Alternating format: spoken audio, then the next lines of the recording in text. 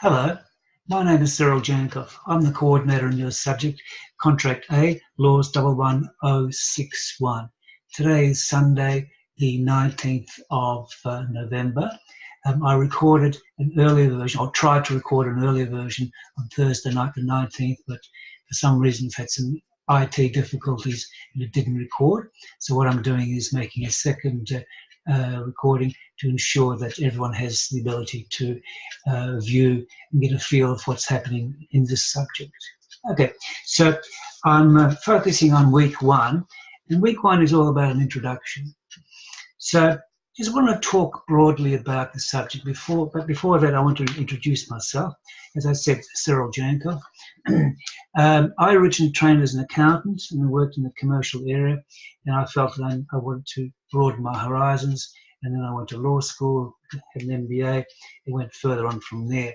So my area really is commercial. That's what I do every day, all day, and unfortunately it's more than 5 days a week sometimes. But there are many things you need to know in business, and law is an extremely important one. And what you'll be learning in this Contract A will be of great assistance to you in your work and certainly in your home lives as well. Okay.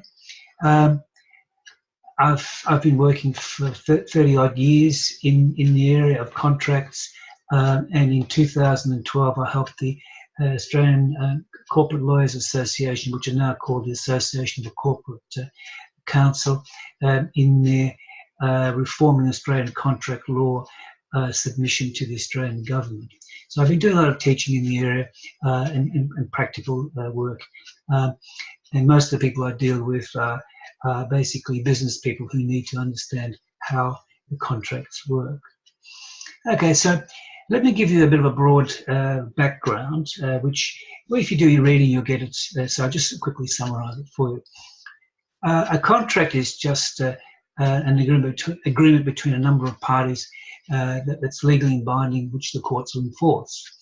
Where did it come from? Look, we've had for a zillion years, two parties together come to some sort of agreement. There might be a barter, but more particularly since the Norman conquest in the 1100s, the king at the time, Henry II, wanted the judges to decide cases in a similar way. So you have a certain set of facts, and around the country the judges are to decide it in a similar way. And he wanted the law common to the land. And to this day we have what's called the common law. And basically what happens is that judges make a decision, and the reason for that decision becomes an authority, and we take that through. So what I've got for you here, I've got here one of the books, Commonwealth Law Reports. That's from our High Court. And when a case is reported, it ends up in this volume. Nowadays, instead of being in paper, it's electronic, but it's still a very similar sort of thing. And that has been for a long, long time the source of our contract law. Regrettably, it's become very rigid and in a way sometimes a little bit unfair. And over the years, there's been a new set of laws which has come past, also made by judges. It's called equity, to make things more fair. Just a very quick example, and these things we'll be talking about during the semester, but just a quick example. I want you to do something for me, either to give me services or goods, and you don't do as promised, causing me loss and damage. It caused me 1,000 loss. Well, in theory, I should be able to claim that 1,000 back plus my expenses. Okay. And that's what the common law does. If it's a breach of contract, your remedy will be your loss. There's a number of rules attached to that, but let's keep it very simple. But what happens if I don't want monetary damages? I want something else. The common law can't give you that. And sometimes it's actually grossly unfair. Nowadays, under the law of equity, which sits above, takes priority, and a number of rules attached to it, but equity can assist. And we'll cover that again. But it's good to know that in essence, to understand the law of contract, you need to understand three different parts to it. The first is the law of the common law, basically the law of contract. Then that which is altered by equity. And then on top of that again, there is legislation. Legislation usually has come in to protect the vulnerable. But before I go too far ahead, an example of an equitable remedy would be an injunction. Now, you might recall 3 or 4 years ago, one of the Spice Girls came out and she was working for Channel 7 or 9, I can't remember, and she wanted to breach her contract and go to the other station. Well, they didn't want damages. They just did not want her to go elsewhere. So therefore, they asked for an injunction. Yeah? There might be another one which is called specific performance, where they want to force someone to do something. So, for example, you have a very nice corner block. I want it. I go and buy it, and I pay you $1 million, and you decide not to sell it to me, and you offer me compensation. Well, a small amount of compensation, my money back, and perhaps a bit for my money, for my time. I don't want it. I want that land because I'm going to knock that house down and put 10 units up and make $1 zillion out of it. And so, therefore, the common law will not provide an adequate remedy. So, therefore, it'll have to be equitable remedies. Now, I don't want to do too much work on this because that's a role for later on in this subject and for other subjects. But I just want to let you know, in general, if we step back, the law of contract is made up of basically this one here. That's the judge-made common law, which is basically most of it. Then we have a little bit of equity, just if there's a situation of unfairness. Most cases it isn't, but sometimes it arises. And then there is this legislation which has come in over the years to assist in cases of vulnerability. And here is an example of there's a number of different acts of parliament in here, and a recent one has been the Australian consumer law. It's been around for about 5 or 6 years, and one of the parts is the unfair contract terms. And if a contract term is very unfair and it's pushed onto you and you've got no real choice and you've got to accept it, well, the law might just the effect of the law is it'll ignore that clause. An example would be in telecom type, telephone type contracts. We had a case in the reading matter which was AAPT's case. I think it was VCAT and AAT. That's a situation of unfairness. Gym memberships, air tickets, and a few things like that. Now, that's been a reasonable success. And what's happened, the government has extended that, and it did so on the 12th of November 2016, last year. So we just had the anniversary. It's 1 week after the anniversary, and it's in relation to small business. What precipitated it was basically you've got the large companies. An example would be Coles and Woolworths really pushing around the small fruit vendors. And they just said, look, you want to sell to us, on take it or leave it basis. And we only had last week I read a digest on the J.J. Richards case, which is a national waste removal company. It had really very, very onerous terms. And if you're a small business, you have the potential of getting out. That we will be looking at in week 11. I'm just foreshadowing these things. But what the whole idea of my discussion with you tonight, my one-way discussion with you tonight, is all about just letting you know how the whole thing fits together. And that's pretty important because then you get a feel of how it goes.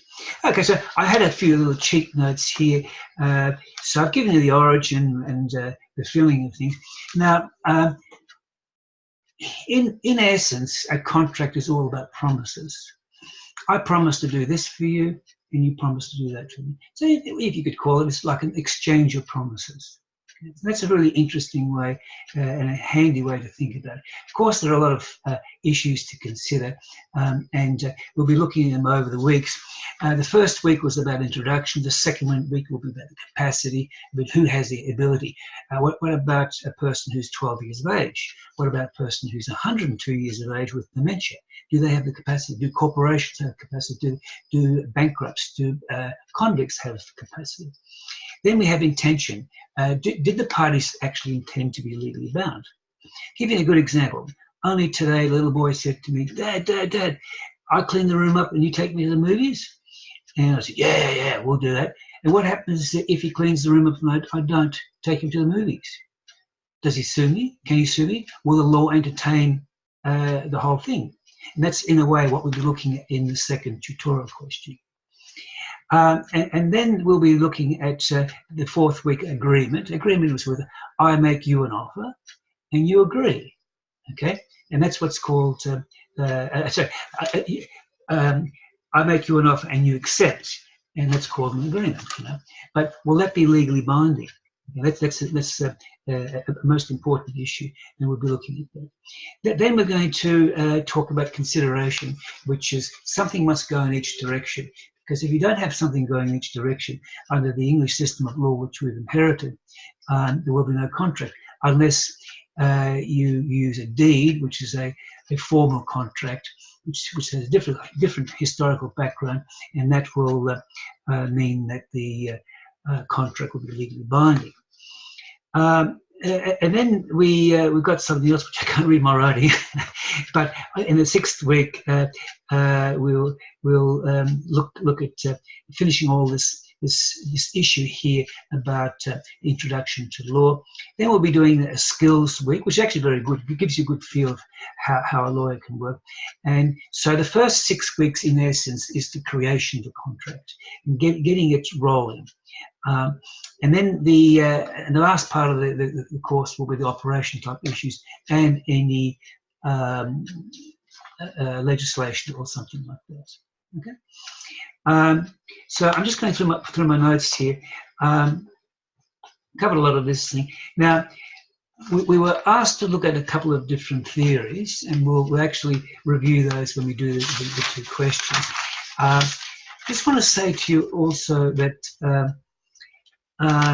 I've given you a definition of contract, which is really basically it's an exchange of promises, or the more formal definition would be it's an agreement between 2 or more parties, which is legally enforceable, which legally binding, which the courts can enforce. And from that come out issues of we need to look at whether it's binding, we need to look at the rights and obligations of the parties, and we need to work out, well, what happens if someone doesn't do as they promised and they haven't been excused. Now, this is the artist in me here. Here is a sample contract. You have the buyer and the seller. The buyer pays the money and the goods and services come in return. So when we're talking about obligations and the rights involved, what are the rights of the buyer? The rights of the buyer are to get the goods and services. And what are the obligations of the buyer? It's to pay the money. What about the seller? Well, it's direct opposite. The seller has the right to receive the money and the goods and services. And if one party doesn't do what they're supposed to do, well, there's a breach. Okay. Now, then later on, that's actually quite interesting, because what happens if it's a minor breach versus a major breach? Okay. So, boss sends you to interstate, hire a car. You hire a car, and the CD is not working. Okay, the CD is only there for you to listen to for pleasure. Okay, well, car's not working properly. Is that a breach? What about if the motor doesn't work? So you see there are different categories of breach. In a way, there's a minor breach versus a major breach called conditions and warranties. So conditions are the major ones, warranties are the minor ones. Okay, and nowadays we call them essential terms and non-essential terms. And there's even a category in between. But I don't want to make it too complicated, but just to let you know, to foreshadow the sort of things that we'll be talking about. And also, we've got certain remedies too. And the remedies will be, as we said before, there will be common law remedies, also equitable remedies, and there'll be remedies under the legislation.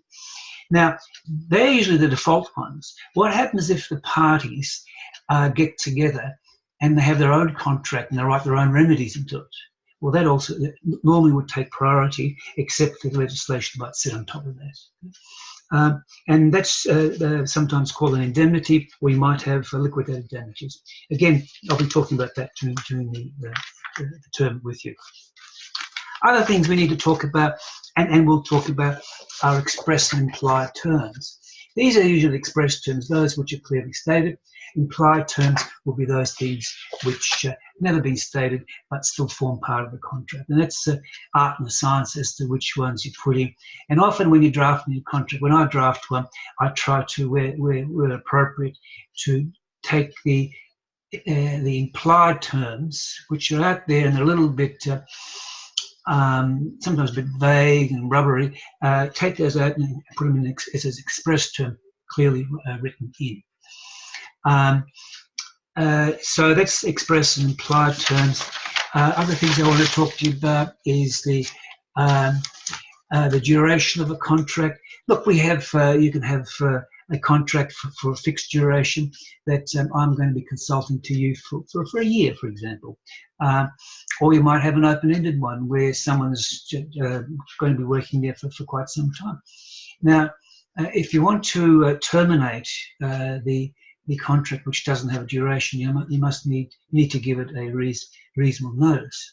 The reasonable notice is actually very interesting because what is reasonable notice? Okay, so if I've geared up and spent lots and lots of money on trucks and equipment and hiring people from around the world, I certainly want more than a week or two's notice. You can do yourself a big favour by actually writing notice into the contract, but on the assumption isn't there, it's important to think these things through, and that's why a lot of these cases go to court, because it's all a bit vague. Now, when I was at school, we studied the sciences. Why do I say that? Is that it's important to realise that if you do a chemical experiment or a physical experiment or mathematics experiment, let's take chemicals. You put two chemicals together and you get a certain result. Now, you do that experiment 1,000 times. As long as you do it the same way, you will get the same answer every single time. Not so in law, because it's a social science, it's not a physical science, which means that it's always a little bit vague around the edges. And I must admit, coming from a science and a numerical background as an accountant, I found it a little bit difficult to, first of all, understand when I was reading the cases. That took a little bit of time, but your brain gets used to that. But also what took me longer was things do not fit neatly into boxes. There's always a bit of something vague around. You get used to it after a while. So for those of you who come with a more strict scientific background where things are in nice and neat little boxes, it doesn't often work like that. Just to let you in. Also, the other thing I wanted to say to you is that law is a voluminous subject. You pick a subject, just like, for example, finance, leadership, some of these other ones, economics and things, they might have a textbook that thick. Well, the law textbook is that thick. Therefore, you just got to do more reading. Okay? Now, don't read and miss the point. Every case that you read, you will have there's a reason for why it's been decided in a particular way. And you should know that. If you can't say that in a couple of sentences, you've missed the point. Einstein said it actually quite well. He said that if you can't explain something to a 5-year-old, you don't understand it. And the same thing, once you've read a case, you could summarize it in a couple of sentences, and that's what and keep that. But if you can't summarize in that, you've missed the point. Okay. Now, with hundreds of cases, don't overdo it. Just know what each case stands for, that an authority for something. Okay. So the other thing is that there's a couple of key phases in contracting. The first one is the formation of a contract.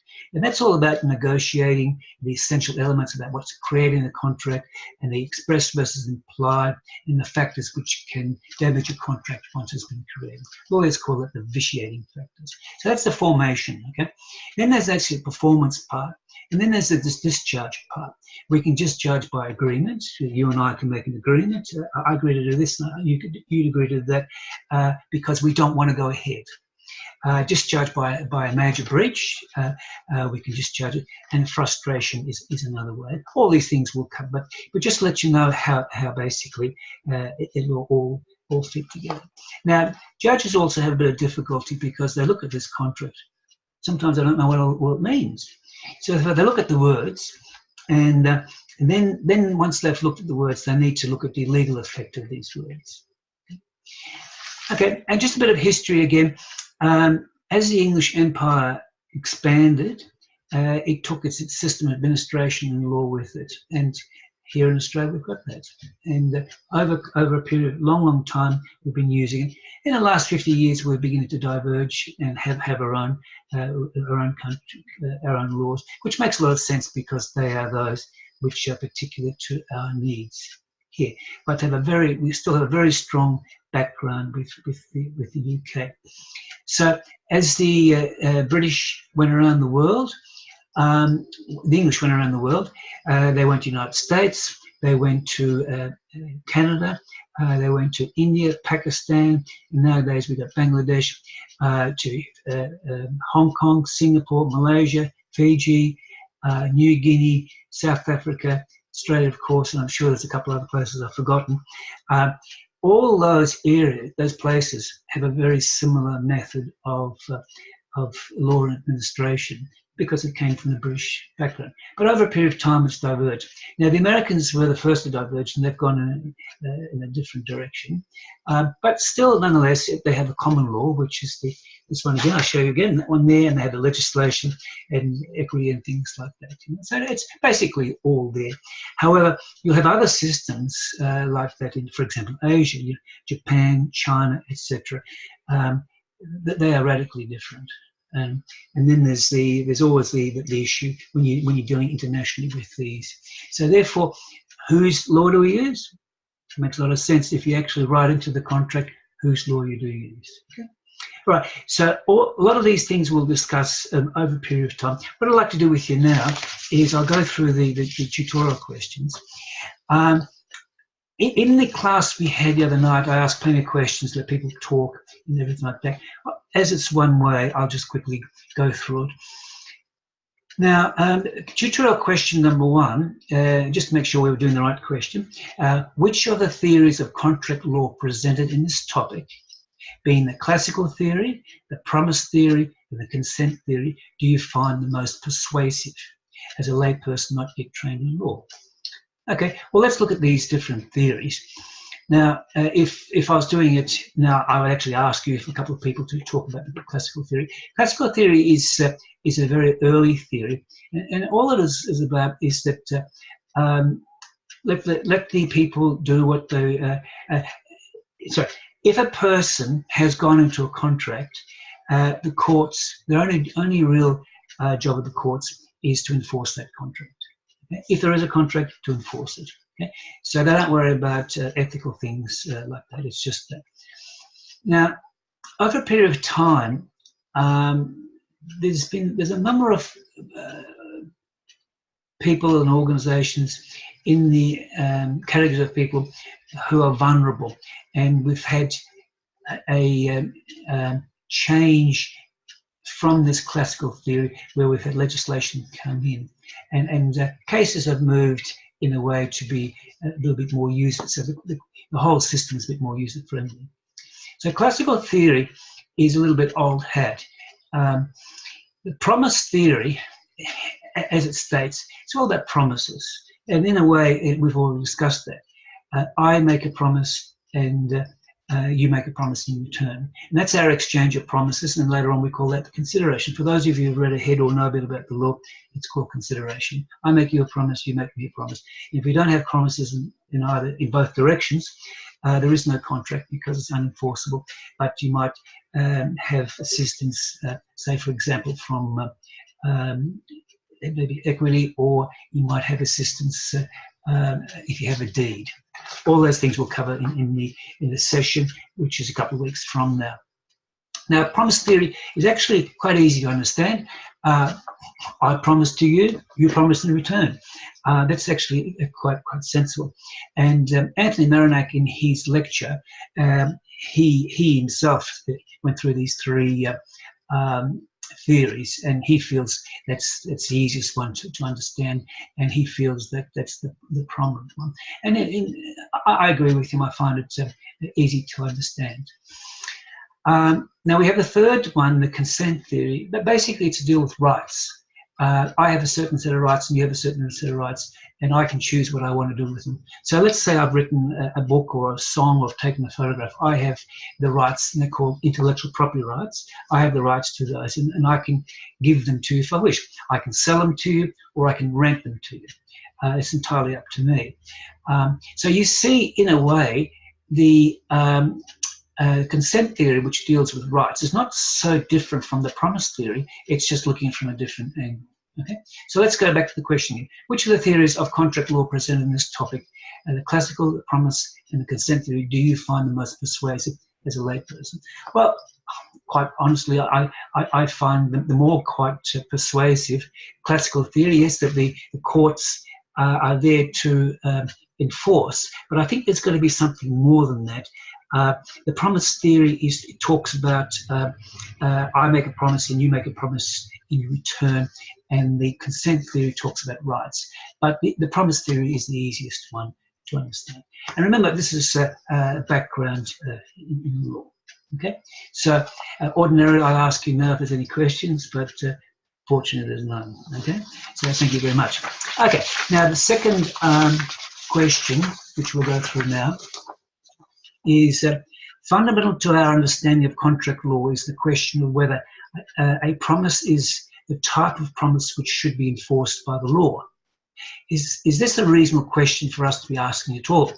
For instance, would it be better for the law to simply enforce all contracts, or perhaps the law should keep out of people's private arrangements and enforce no contracts? What rationale should the law have for enforcing some contracts and not others? Well, long question, or a number of questions here. I mean, you ask a question, where do you start and where do you finish? Clearly, we live in a capitalistic society, and if contracts were not enforced, or people didn't do as they promised, there'd be total chaos. There'd be anarchy. Okay. If I was a tradesperson and I was asked to put a new roof on a house for $5,000, I took the money, I didn't put the roof on, or the other way around, I put the roof on and didn't get paid. Society wouldn't work, it'd break down very quickly. So where do we start and where do we stop? That's the big question. And I'll just give you a case, an interesting case. I'll summarize it for you, just change the facts ever so slightly just to make it easier to quickly discuss. It's a case of Simpkins and Pays. We'll be looking at that a little bit later in a couple of weeks' time, but just gives you a feel of how it works. Now, there was a boarding house in London, I think it was, and a lady lived in the house with her granddaughter.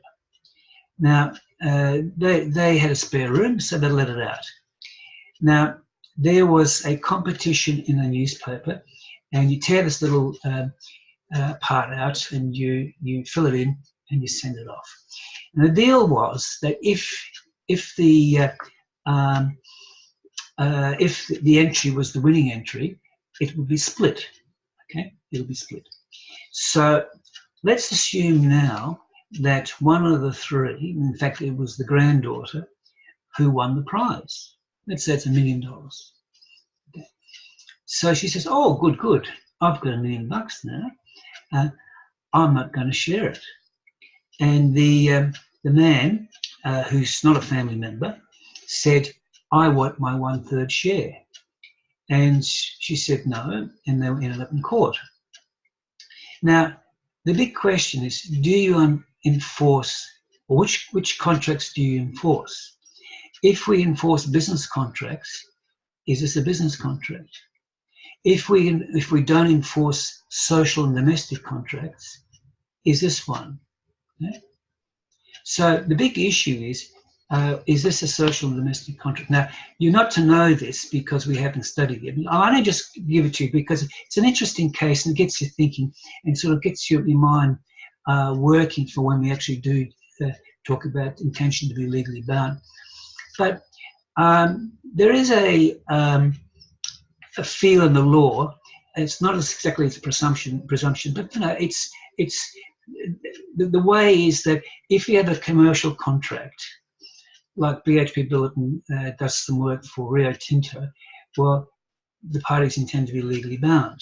Or you and I go and buy a hamburger from McDonald's, their intention is to be legally bound, because if we get sick from a hamburger, we have the right to sue. But I go back to the little boy who said to me today, Dad, if I clean my room up, will you take me to the movies? Well, what happens if he does clean up and I don't take him to the movies? Okay. So can he sue on that? So I'd suggest to you that the consumer buying the McDonald's, the commercial contract there would be binding, and the young man in the social domestic contract is not binding. Okay? So where does it leave us with this Simpkins and Pays case? Okay. Well, the young lady, she argued, oh, it's a family type situation. It's a social domestic situation. Therefore, it shouldn't be legally binding. Well, the judge said, well, this guy here, the plaintiff, the person who sues, is not a family member. Therefore, we can't have that. And it should be more of a business type contract. Indeed, because of the size of and the seriousness of the whole thing, it ended up being treated as a business type contract, and therefore the promise was held to be a part of a contract, and she had to divest herself of 1/3 of the prize being less substantial amounts to the barristers, of course. Okay, so that's the problem number 2. It's all about how far do you go, and remember, we're still on the first week today. We're doing the first week about the introduction type issues. All right, so let's in summary now. Let's talk about the what we looked at. We're dealing with Contract A. Contract A is really the formation and operations of a contract, and there will be some legislation and there'll be some equitable discussions in relation to this. Basically, a contract is where I make you an offer, you accept, and we have a couple other things we have to do. Really, it's an exchange of promises, and it's an agreement between 2 or more parties, which is legally enforced, which is legally binding, which the courts will enforce. Okay? There's a whole lot of bits and pieces there. We have a number of different players in the situation. We have the parties who are involved, and also we have those people who help in the adjudication. So the solicitor is the lawyer who sits in the office, and then where necessary, if it goes to court, we'll have the barrister. And the job of the barrister is basically to fight us in court, and they're experts in running cases in court. All right, so that's the end of this session here. What I'll be doing is a session every week, and hopefully there won't be any more problems with the IT.